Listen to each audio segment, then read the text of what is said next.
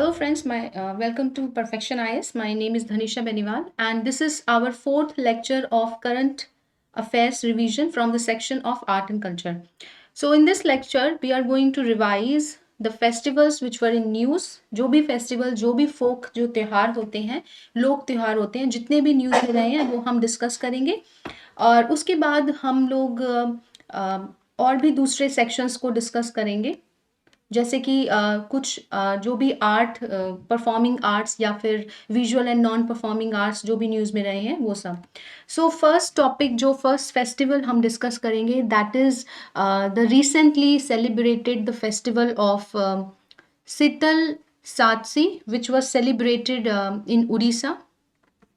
तो शीतल सातसी फेस्टिवल था जो कि उड़ीसा में सेलिब्रेट हुआ था। क्लियर।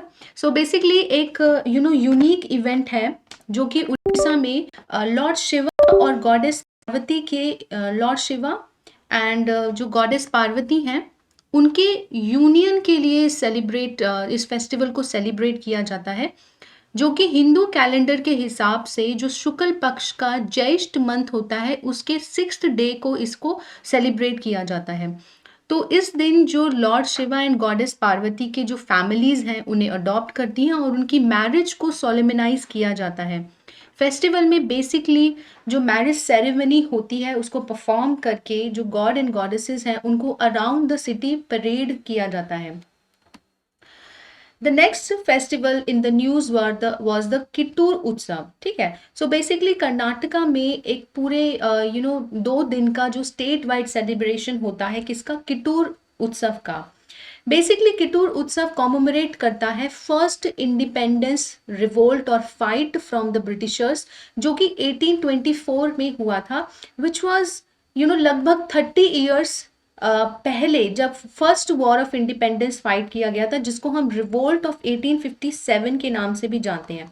सो 1857 के रिवोल्ट से ठीक 30 साल पहले एक रिवोल्ट हुआ था या फिर इंडिया की पहली फाइट कह सकते हैं for independence from the Britishers जो कि हुआ था under the leadership of Kittur Rani Chennamma और उन्हीं के ऑनर में इस फेस्टिवल को जो है स्टेट में सेलिब्रेट किया जाता है। So let us know about the Kittur Rani Chennamma. उनका जो जन्म है वो 23 अक्टूबर 1778 को काकाटी एक स्मॉल टाउन है जो कि कर्नाटका प्रेजेंट डे कर्नाटका के बेलगावी डिस्ट्रिक्ट में एक छोटा सा टाउन है ककाटी, वहां पर उनका जन्म हुआ था। उन्हें किटूर की रानी यानी कि इंडियन क्वीन ऑफ किटूर भी कहा जाता है जो कि मॉडर्न डे कर्नाटका का एक छोटा सा प्रिंसली स्टेट हुआ करता था। जो रानी चेन्नम्मा है वो लिंगयात ट्राइब से बिलोंग करती हैं। तो एज वी नो कि लिंगयात ट्राइब जो है जो बासवेश्वरा थे 12th सेंचुरी एडी के आसपास, उन्होंने एक न्यू सेक्ट जो है स्टार्ट किया था। ही वाज दीवान चालुक्यास के जो रूलर्स थे उनके टाइम पर वो एज अ दीवान वर्क किया करते थे। तो उन्हीं के लीडरशिप में एक न्यू सेक्ट जो है कर्नाटका में प्रैक्टिस किया जाने लगा। उसी को बोलते हैं लिंगयात ट्राइब क्योंकि इस जो ट्राइब के जो मेंबर्स होते हैं वो लिंगयात एक रिलीजन है उसको फॉलो करते हैं। ठीक है। इनको वीर शैवाज भी कहा जाता है। सो बेसिकली वीर शिवा का मतलब होता है द वॉरियर्स ऑफ शिवा, यानी कि ये लॉर्ड शिवा में बिलीफ रखते हैं। एंड लिंगयात इन्हें इसीलिए कहा जाता है क्योंकि एक ये छोटा सा जो ब्लैक स्टोन का बना हुआ इष्ट जो लिंग होता है उसको अराउंड द नेक कैरी करते हैं। नाउ जो लिंगयात्स जो लिंगम कैरी करते हैं it is different from the phallic lingam जिसकी वर्शिप नॉर्थन इंडिया में काफी प्रेवलेंट है। तो ईस्ट लिंग और फैलिक लिंग दोनों में डिफरेंस होता है। क्लियर। सो बेसिकली जो रानी चेन्नम्मा थी उन्होंने फर्स्ट अपराइजिंग को जो है लीड किया था विच वॉज एम्ड एट, यानी कि जिसका उद्देश्य था कि जो कंपनी है उसके रूल को और उसके एडमिनिस्ट्रेशन को ओवरथ्रू करना। And she passed away as a prisoner of war. The third festival that we are going to discuss is the Saras food festival. ठीक है। So basically Saras food festival जो न्यू दिल्ली में हाल फिलहाल में हुआ था in the year 2022, it was to promote the women self help group, यानी कि विमेन के जो सेल्फ हेल्प ग्रुप है उसको प्रमोट करने के लिए ये फेस्टिवल को जो है ऑर्गेनाइज किया जाता है। इसमें सेल्फ हेल्प ग्रुप के द्वारा बनाए गए जितने भी edible and non edible items होते हैं उन सभी को डिस्प्ले किया जाता है ताकि उनकी मार्केट एंड कमर्शियल वैल्यू को एनहांस किया जा सके एंड उनके मार्केटाइजेशन को भी प्रमोट किया जा सके। सो बेसिकली जो सारस फूड फेस्टिवल होता है उसे union ministry of rural development conduct करवाती हैं ताकि विमेन के स्टेटस को इंक्रीज किया जा सके, और वो सभी सेल्फ हेल्प ग्रुप जो कि बने हुए हैं under the ministry of rural development, उनका फ्लैगशिप इनिशिएटिव है नेशनल रूरल लाइवलीहुड मिशन, जो कि इस फेस्टिवल में पार्ट लेते हैं। जैसा कि मैंने आपको कहा कि सारस आइटम्स यानी कि सारस फूड फेस्टिवल में जितने भी आइटम्स के डिस्प्ले होते हैं उन सभी को सारस आइटम्स कहा जाता है, और वो विमेन सेल्फ हेल्प ग्रुप्स के द्वारा जो है बनाए गए जाते हैं। और इन सभी आइटम्स को जो गवर्नमेंट है अपने ई कॉमर्स पोर्टल पर प्रमोट करती है। जो भी सारस कियोस्क होते हैं, कियोस्क का मतलब होता है एक छोटी सी दुकान जिसको बेसिकली बहुत ज़्यादा उसमें इन्वेस्टमेंट नहीं होता, बट एक small shop which are run by women. तो जो सारस कियोस्क होते हैं वो सभी इसमें जो है पार्टिसिपेट करते हैं। जितने भी सेल्फ हेल्प ग्रुप्स हैं, जो कि जितनी भी स्टेट कैपिटल्स हैं, large metropolises, airports and train stations हैं, उन सभी सेल्फ हेल्प ग्रुप्स के मार्केट एक्सपोजर को इंक्रीज यानी कि एनहांस करने के लिए इस फूड फेस्टिवल को सेलिब्रेट किया जाता है।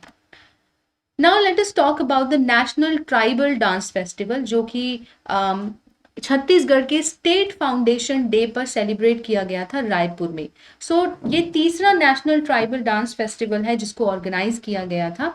लगभग मोर देन 1500 ट्राइबल जो आर्टिस्ट थे उन्होंने अक्रॉस द इंडिया इस ट्राइबल डांस फेस्टिवल में परफॉर्म किया, एंड और कंट्रीज से 11 और दूसरी कंट्रीज से भी यहाँ पर जो है आर्टिस्ट परफॉर्म करने आए। तो जिन जिन ट्राइब्स ने इस फेस्टिवल में डांस फेस्टिवल में परफॉर्म किया था वो कुछ ट्राइब्स ऐसे हैं।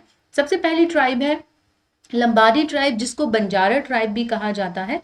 बेसिकली जो ट्रेडिशनल डांस है लंबाडी, वो एक बंजारा ट्राइब का ट्रेडिशनल डांस है, और ज़्यादातर जो है इसे विमेन परफॉर्म करती हैं ताकि वो गॉड से बाउंटीफुल हार्वेस्ट यानी कि अबंडेंस इन हार्वेस्ट के लिए जो है प्रे कर सकें। दूसरी ट्राइब जिन्होंने परफॉर्म किया वो है सिद्धि ट्राइब। बेसिकली लगभग 850 ईयर्स अगो एक ट्राइब जो है अफ्रीका से इंडिया में माइग्रेट करी थी, और ज़्यादातर इन ट्राइब का जो कॉन्सेंट्रेशन है वो गुजरात और कर्नाटका के एरिया के आसपास है। सिद्धि ट्राइब्स जो है एक इंडियन एथनिक ग्रुप है जिनकी एंसेस्ट्री कहाँ से ट्रेस होती है, अफ्रीका से, और ये अफ्रीका से माइग्रेट करे थे 850 years ago. Now let us talk about the Shumang Leela festival, जो कि शुमुंग Leela festival 50th शुमुंग Leela festival जो है मणिपुर में ऑर्गेनाइज हुआ है। बेसिकली मणिपुर का जो ट्रेडिशनल थिएटर है उसी को शुमुंग लीला कहा जाता है। ट्रेडिशनल थिएटर का अगर सेटअप की हम बात करें तो एक प्लेटफॉर्म पे इसको सेट किया जाता है, और चारों तरफ से जो है ये ओपन होता है यानी कि आउटसाइड एक्सपोज्ड होता है। अगर जनरली या कॉमनली फाउंड थिएटर की अगर हम बात करें तो it is open from one side जहां से ऑडियंस देख सकती हैं, मगर शुमुंग लीला फेस्टिवल में it is exposed from all the side, I mean from all the 4 sides. And ज्यादातर जो इस फेस्टिवल में जो पार्ट्स लेते हैं वो मेल एंड फीमेल दोनों ही होते हैं, मगर जो मेल एक्टर्स होते हैं वो फीमेल आर्टिस्ट के रोल को प्ले करते हैं, एंड जो फीमेल आर्टिस्ट होती हैं वो मेल के कैरेक्टर्स को यहाँ पर प्ले करती हैं। शुमुंग लीला का जो फेस्टिवल है उसमें जो थीम रखी गई है वो ज़्यादातर moral principles, harmony and integrity से रिलेटेड होती है, ताकि brotherhood and friendship between many communities in the state, यानी कि मणिपुर के जो स्टेट है उसमें जितनी भी ट्राइब्स एंड कम्युनिटीज रहती हैं, जैसे मान लीजिए कुकी ट्राइब हो गई, मेती ट्राइब है, एंड और भी बहुत सारी मेजर एंड माइनर ट्राइब्स जो रहती हैं मणिपुर में, उन सभी के बीच में एक ब्रदरहुड एंड फ्रेंडशिप की जो फीलिंग है उसको प्रमोट किया जा सके, इसीलिए जो है शुमुंग लीला फेस्टिवल जो है सेलिब्रेट किया जाता है। एंड ऑल्सो एक और इम्पॉर्टेंट चीज़ है शुमुंग लीला फेस्टिवल के बारे में, दैट शुमुंग लीला फेस्टिवल को जो शौक रकपाम हेमंता हैं उनके वर्क को ऑनर करने के लिए भी सेलिब्रेट किया जाता है। मिस्टर हेमंता को 2017 में संगीत नाटक अकादमी अवार्ड भी मिला था, एंड अपने इस काम के लिए वे पहले व्यक्ति थे जिनको ये ऑनर दिया गया था। Now let us talk about the Bhattukama festival. Bhattukama festival जो है it is arranged by Ministry of Culture. Delhi में ही ये जो है फेस्टिवल अरेंज हुआ है। हालांकि ये एक ईयरली इवेंट होता है in the state of Telangana, जिसे ज़्यादातर वेमेन ही सेलिब्रेट करती हैं। क्लियर? तो कर्तव्य पथ पर ये सेलिब्रेट जो फेस्टिवल है इसको सेलिब्रेट किया गया है। सो बत्तुकामा का मतलब जो बेसिकली होता है it is related with the flowers, यानी कि एक लोकल पॉन्ड में जो एक स्पेशल अरेंजमेंट होता है फ्लावर का, उसी स्पेशल अरेंजमेंट को ही जो है बत्तुकामा कहा जाता है। ये तेलंगाना स्टेट जब आंध्र प्रदेश से 2014 में बाइफर्केट हुआ था, उसी टाइम पर इस फेस्टिवल को जो है स्टेट फेस्टिवल भी ऑर्गेनाइज किया गया था। राइट? दशहरा से 2 दिन पहले एक सदुला बत्तुकामा एक इवेंट होता है। उसके ठीक हफ्ते पहले जो है बत्तुकामा फेस्टिवल का सेलिब्रेशन स्टार्ट हो जाता है। ज़्यादातर विमेन एंड गर्ल्स इस फेस्टिवल में पार्टिसिपेट करती हैं, जिसमें सेंटर में फ्लावर्स के एक पैटर्न को पैटर्न में अरेंज करके रखा जाता है। उसके आसपास जो है फीमेल डांस करती हैं एंड गाना गाती हैं। लगभग 9 दिन का ये फेस्टिवल जो है मनाया जाता है। Now let us talk about the art forms. जितनी भी आर्ट फॉर्म्स जो हैं जो न्यूज़ में रही है उनके बारे में हम बात कर लेते हैं। तो पहली जो आर्ट फॉर्म्स हैं it is related with the Holi relics of Buddha. Clear? So basically Mongolia में एक 11 डे की एग्जीबिशन है, जिसमें जो बुद्ध पूर्णिमा के दिन इंडिया से जो लॉर्ड बुद्धा हैं उनके होली रेलिक्स को इस एग्जीबिशन में जो है डिस्प्ले किया जाएगा, यानी कि एग्जिबिट किया जाएगा। और ये डिस्प्ले मंगोलिया के गंदान मोनास्ट्रीज बदसंगान टेम्पल में डिस्प्ले किया जाएगा। करंटली ये जो होली बुद्धा के जो रेलिक्स हैं वो नेशनल म्यूजियम इन इंडिया में हाउस किए हुए हैं। Now let us talk about the holy relics of Lord Buddha. So basically जब लॉर्ड बुद्धा ने निर्वाण प्राप्त किया एट द एज ऑफ 80, तो उनका जो महापरिनिर्वाण है वो उत्तर प्रदेश के कुशीनारा डिस्ट्रिक्ट में हुआ। सो उनके महापरिनिर्वाण के बाद जो उनके रेमिनेंट्स थे, उनके क्रिमेशन के जो रेमिनेंट्स थे, उनको डिफरेंट जो रिपब्लिक्स के जो चीफ थे उनमें डिस्ट्रीब्यूट किया गया और फिर उसके ऊपर जो है स्तूपास बिल्ड करवाए थे। यानी कि जो उनकी होली क्रिमेशन पायर से रेलिक्स थे, रेमिनेंट्स बचे थे, उन्हीं के ऊपर जो है स्तूपास बनवाया गया।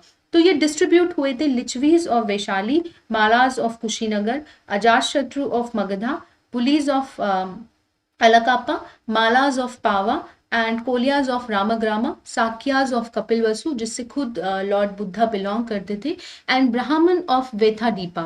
तो इन सभी के बीच में इन रेलिक्स को जो है डिस्ट्रीब्यूट किया गया और ऐसे लगभग 9 जो है स्तूपास जो है after the death of Lord Buddha बनवाए गए थे।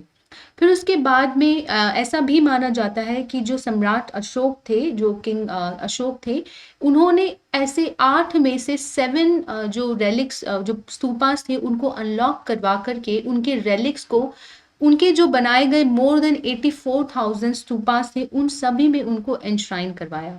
क्लियर? सो जो अर्लीस्ट सर्वाइविंग बुद्धिस्ट श्राइन्स वो वही स्तूपास हैं जो एक्चुअली में लॉर्ड बुद्धा के फिजिकल रिमेन्स के ऊपर बनाए गए हैं, जिनको शारीरिका स्तूपास भी कहा जाता है। Now let us talk about the state emblem of India. We know कि जब प्राइम मिनिस्टर ने न्यू पार्लियामेंट बिल्डिंग में जो हमारा स्टेट एम्बलम है, जो हमारा नेशनल एम्बलम है, उसको अनवेल किया, तो उससे रिगार्डिंग काफ़ी कंट्रोवर्सी भी रही थी। बट न्यूज़ में हमारा नेशनल एम्बलम है तो हम उसी के बारे में बात करते हैं। So under the central vista project जो है, जिसमें हमारा सेंट्रल सेक्रेटेरिएट बनना है, राजपथ की रीडिज़ाइनिंग होती है, प्राइम मिनिस्टर के residence and new prime minister office, new vice presidents के enclave and also the new parliament building जो है, इन सभी को under the central vista project जो है डिज़ाइन किया जाएगा एंड बिल्ड किया जाएगा। तो उसी न्यू पार्लियामेंट बिल्डिंग के जो आगे है एक हमारा जो नेशनल एम्बलम का बड़ा सा statue, approximately 6.5 metres tall, weighing 9,400 kg in weight, जो कि ब्रॉन्ज का बना हुआ है, उसको अनवेल किया गया है। Right? So let us know about the national emblem of India. So basically जो सारनाथ के अशोका के जो लायन कैपिटल है, उसी को हमने एज अ नेशनल एम्बलम जो है अडॉप्ट किया गया है।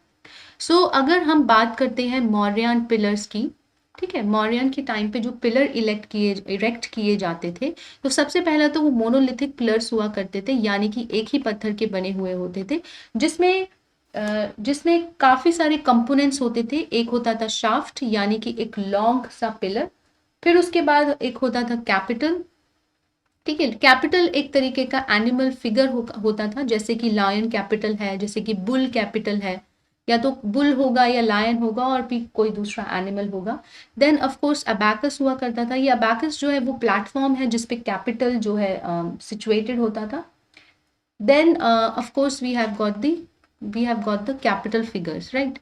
So these are the components of the pillar, and usually ये चुनार सैंडस्टोन के जो है बने हुए होते थे and monolithic pillars हुआ करते थे।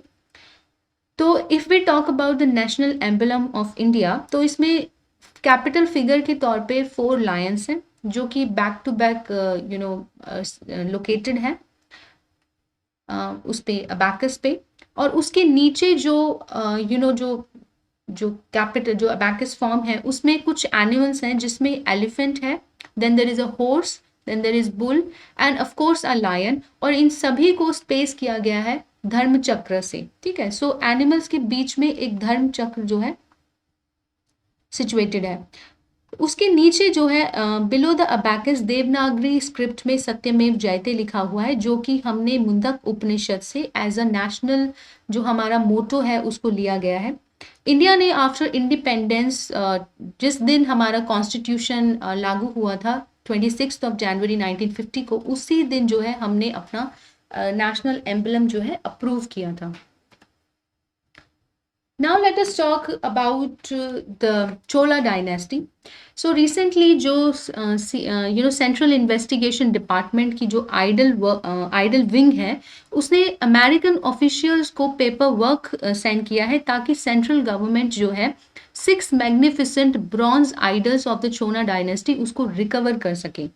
सो if we speak about the Cholas dynasty, तो चोलास जो है वो पल्लवास के बाद आए थे। लगभग 9th सेंचुरी एडी में जो है पल्लवास थे, फिर उसके बाद चोलास आए, इंपेरियल चोलास भी इन्हें कहा जाता है। एंड इनका जो रूल है 13th सेंचुरी एडी तक लास्ट करता है। मगर चोलास का जो फर्स्ट अपीयरेंस है या फिर जो फर्स्ट उनका एविडेंस है उनके रूल का, वो संगम लिटरेचर से आता है। So we have ancient Cholas and then we have got medieval Cholas. Clear? So basically Cholas जो है ये did saw the unprecedented growth in power during the medieval age. तो उनका जो रूल था वो South Asia, South East India and South East Asia, and also they had captured the Sri Lanka. ठीक है, and in the medieval times they were a power, the military and economic and cultural force to be reckoned with during the medieval time. So basically now we talk about the Rajendra Chola I. He was the successor of Raja Chola, और Rajendra one ने जो है गंगा के मतलब river banks पे भी tried to expand their empire, and उसी की जो विक्ट्री पर जो है उन्होंने एक कैपिटल भी बनाई on the banks of the river Kaveri, जिसको गंगई कोंड चोलापुरम भी कहा जाता है।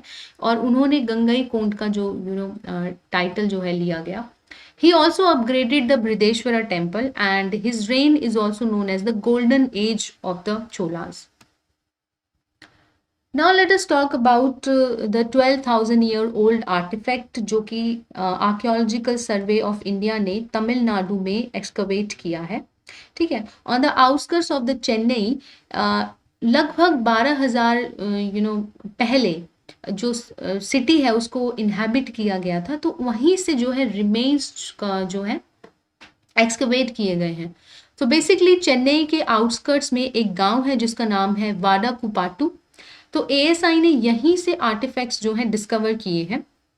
सो बेसिकली ऐसा माना जाता है कि ये जो आर्टिफैक्ट्स हैं डिमॉन्स्ट्रेट करते हैं ह्यूमन ऑक्यूपेंसी को, कि यानी कि यहाँ पर जो है ह्यूमंस रहते थे कहाँ से कब से कहाँ तक, मेसोलिथिक एरा से लेकर पल्लवाज एरा तक। ठीक है, सो बेसिकली मेसोलिथिक एरा जो है वो शुरू होता है 10,000 BCE से टू 8,000 BCE। इसे मिडल स्टोन एज भी कहा जाता है। मेसोलिथिक पीरियड को जो है मिडल स्टोन एज भी कहा जाता है।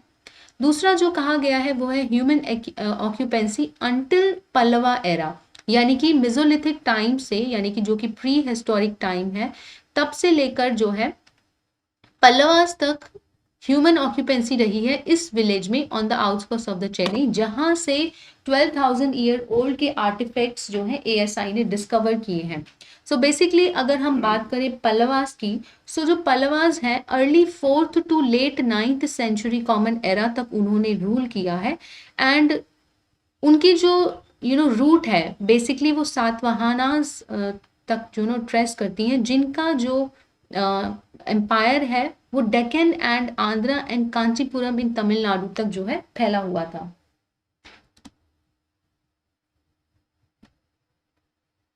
Now let us talk about कि आर्टिफैक्ट्स में क्या क्या अनहर्थ हुआ है। सो बेसिकली जो एक्सकवेशन किया गया है उसमें मेसोलिथिक टाइम की हैंडेक्स यानी कि हाथ से पकड़े जाने वाली कुड़ाड़ी, स्क्रेपर, क्लेवर्स जो कि लगभग 12,000 साल पहले के बनाए गए स्टोन्स हैं, स्टोन से जो टूल्स बनाए जाते थे, तो वो सभी टूल्स एक्सकवेट हुए हैं।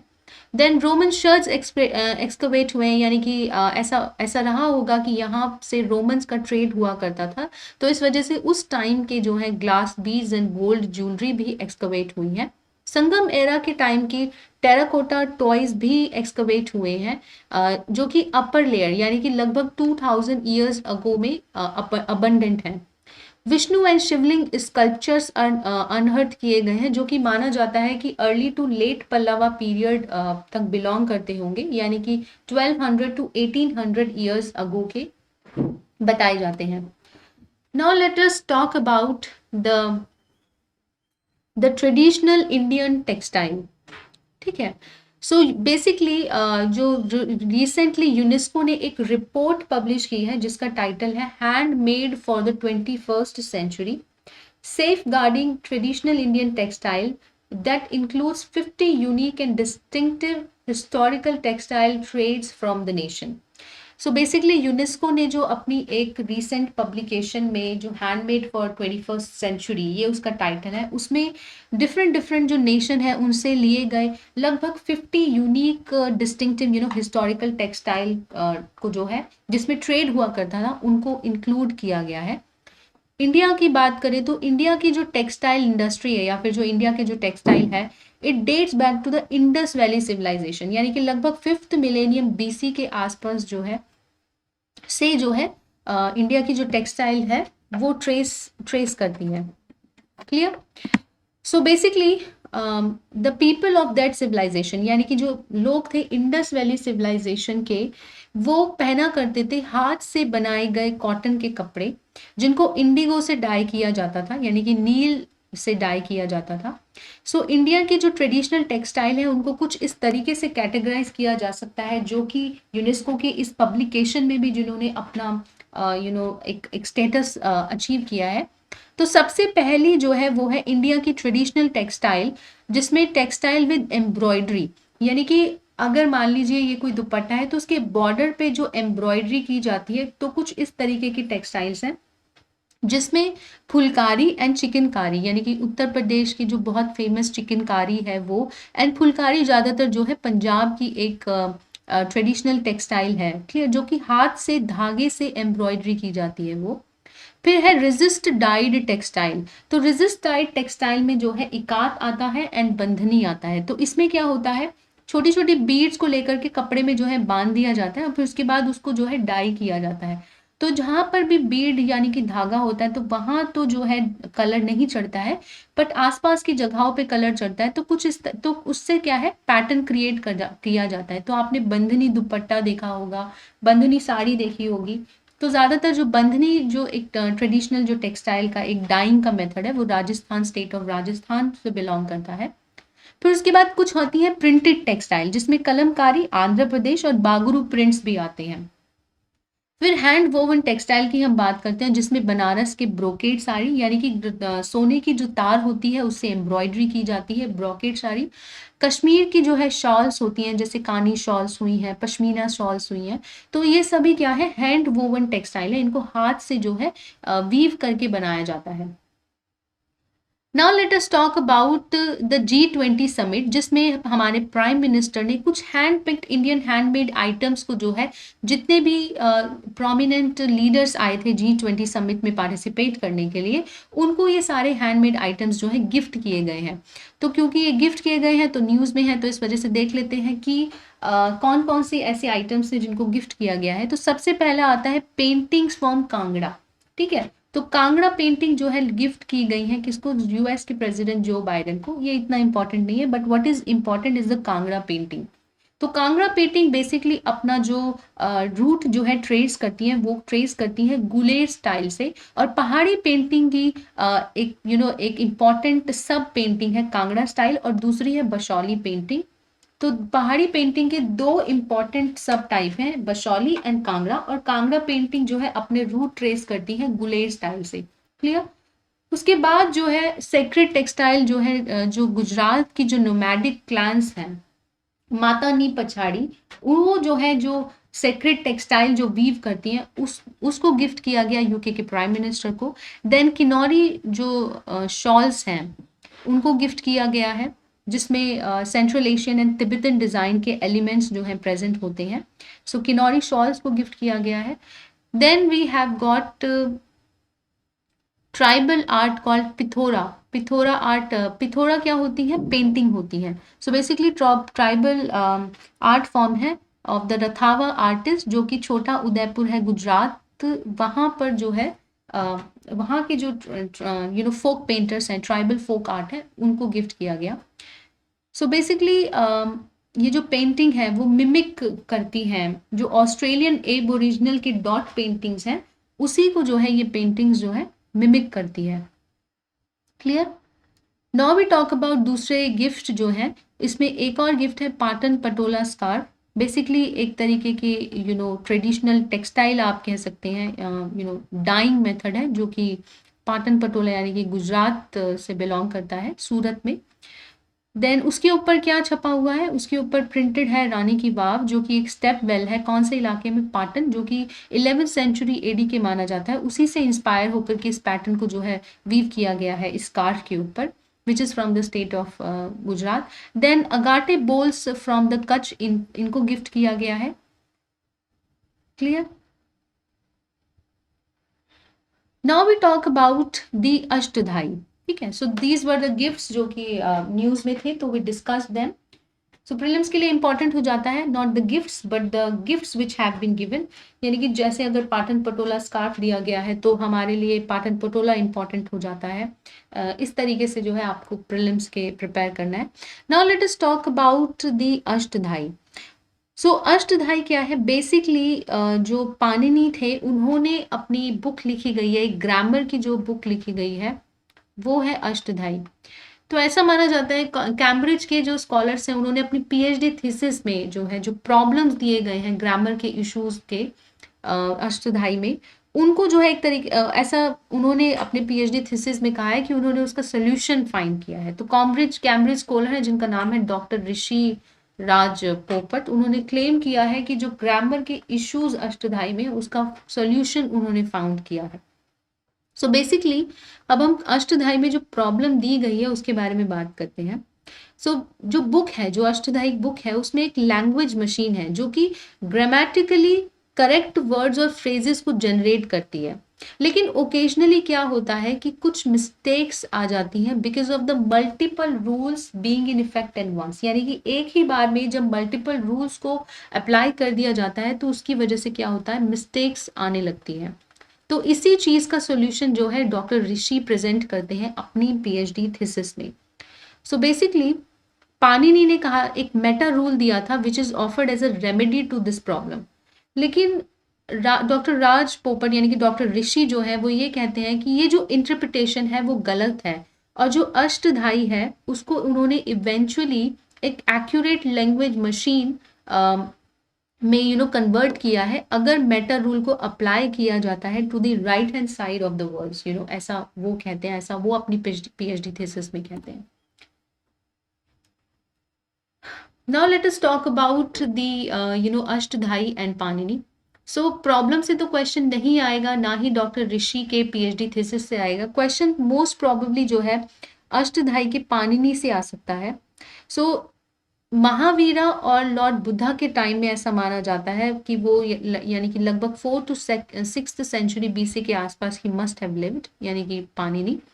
उनके लिटरेरी वर्क जो है अष्टधाई बेसिकली एक लिंग्विस्टिक वर्क है from the 6th century BCE, which establishes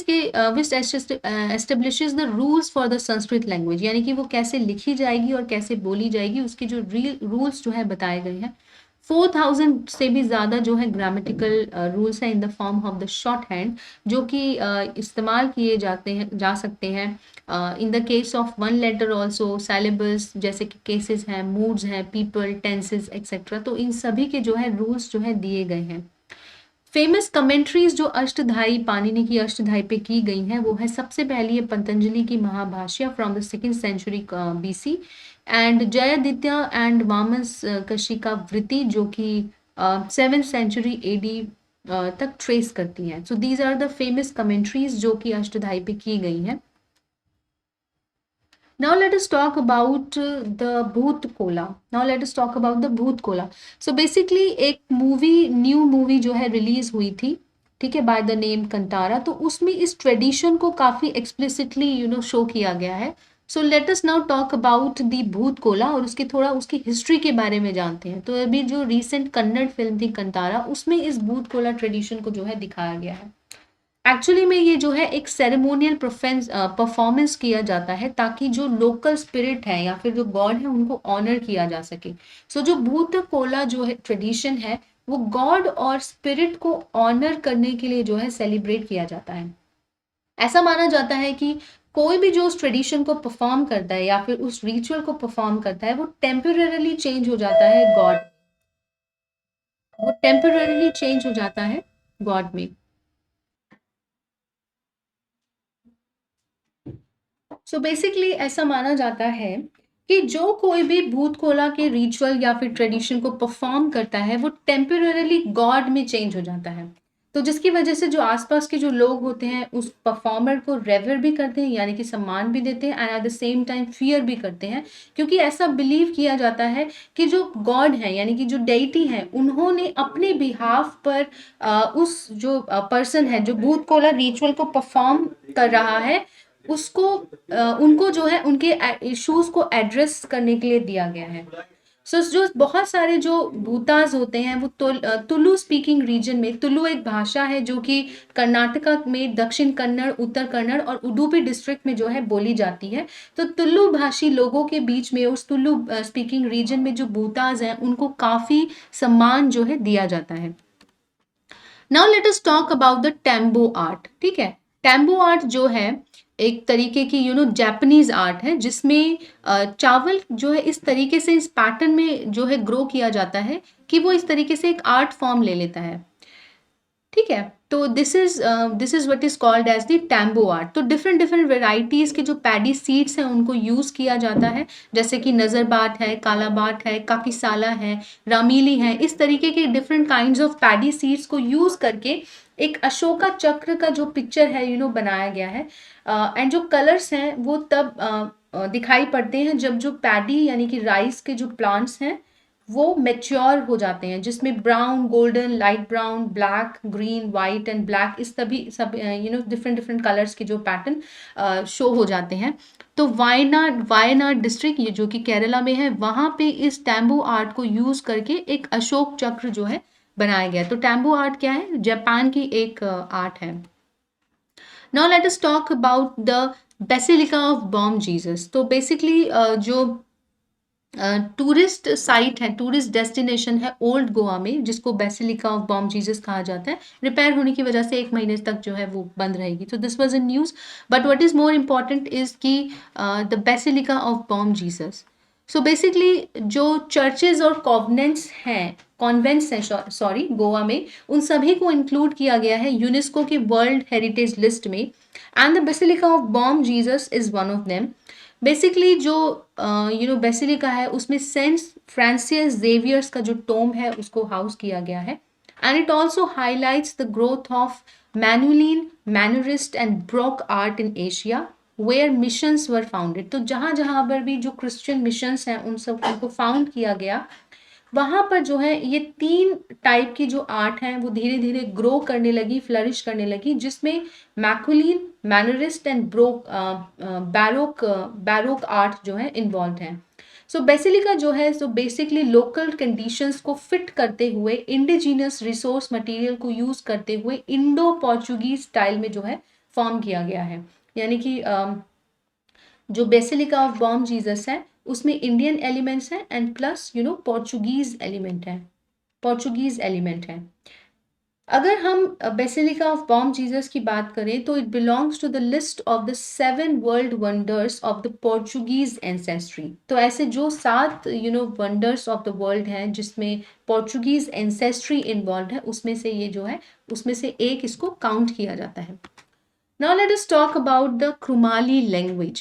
So basically जो कुर्मी कम्युनिटी है उन्होंने रेल रोड ट्रैक्स को जो है इन द ईस्टर्न इंडिया उसको ब्लॉक किया, और उनका डिमांड ये है कि उनको शेड्यूल ट्राइब का जो है स्टेटस दिया जाए, और जो क्रुमाली लैंग्वेज है जो फिलहाल 8th शेड्यूल में इंक्लूडेड नहीं है उसको 8th शेड्यूल में भी इंक्लूड किया जाए। सो 8th शेड्यूल में इंडिया के जो लैंग्वेज हैं लगभग 14 लैंग्वेजेस हैं जिनको 8th शेड्यूल में दिया प्रेजेंस दी गई है। Now let us talk about the Kurmi community and उनके द्वारा बोली जाने वाली Kurmali language. So they belong to the lower Gangetic plain. So Kurmi जो है एक तरीके के हिस्टोरिकली अगर देखें तो नॉन इलीट टिलर कास्ट होते हैं। टिलर का मतलब होता है जो मतलब खेत में जो है जुताई करते हैं, कल्टीवेशन करते हैं, बट खेत को यानी कि लैंड को ओन नहीं करते हैं। इन्हें कुछ हिस्से बिहार, ईस्टर्न उत्तर प्रदेश और सदर्न अवध के जो है इलाकों में ये जो कुर्मी कास्ट के जो लोग हैं वो रहते हैं। 8th शेड्यूल की बात करें तो बेसिकली 8th शेड्यूल में जो इंडिया ने ऑफिशियली रिकॉग्नाइज की गई हैं, 22 लैंग्वेजेस हैं, 22 ऑफिशियल लैंग्वेजेस हैं 8th शेड्यूल में इंक्लूडेड हैं। इन्हें पार्ट 17 में डिस्कस किया गया है from article 343 to article 351। Clear? So this was about the Kurmali language and the Kurmi caste and also the 8th schedule of the Indian Constitution. Now we talk about the Naingma sect. Naingma sect. Clear? So basically जो हिमाचल प्रदेश से एक boy हैं जिनको नाइंगमा sect में जो deceased रेनपोशे थे उनका री इनकारनेशन जो है बताया गया है। तो तागलुंग सेतरुंग रेनपोशे जो है उनके री इनकारनेशन को बताया गया है, एक boy from the Spiti valley of Himachal Pradesh. तो इस वजह से जो है नाइंगमा जो सेक्ट है वो न्यूज़ में था। सो जितने भी तिब्बतन बुद्धिस्ट के जो सेक्ट हैं उनमें से सबसे पुराना और सेकंड लार्जेस्ट जो सेक्ट है वो है नाइंगमा सेक्ट। सो बेसिकली जो सेक्ट है it places a strong emphasis, यानी कि वज्रयाना ट्रेडिशन के जो वज्रयाना बुद्धिज्म के ट्रेडिशन है along with the mystical elements उनको ये फॉलो करता है। तो तिब्बत में जब 8th सेंचुरी कॉमन एरा में जो गुरु पद्म संभव जो पहुंचे थे उन्होंने ही नाइंगमा सेक्ट के लीनियज को तिब्बतन बुद्धिज्म में फाउंड किया था। तिब्बतन बुद्धिज्म के 4 मेन स्कूल्स हैं जिसमें सबसे पहले है गेलुग या कि उसको गेलुक्पा सेक्ट भी बोलते हैं, फिर उसके बाद होता है काग्यू, देन साक्या एंड नाइंगमा। नाइंगमा जो है सेकेंड लार्जेस्ट सेक्ट है। तागलुंग सेक्टरुंग रिनपोशे जो है एक बहुत डीप थिंकर और वेल नोन नॉलेजेबल पर्सन है from the Tibetan tantric school. Clear? So this was it in our art and cultures current affairs series. We'll see you in the next lecture, and in the next lecture onwards we are going to start environment and ecology. So thank you so much for watching Perfection Eyes. Have a nice day.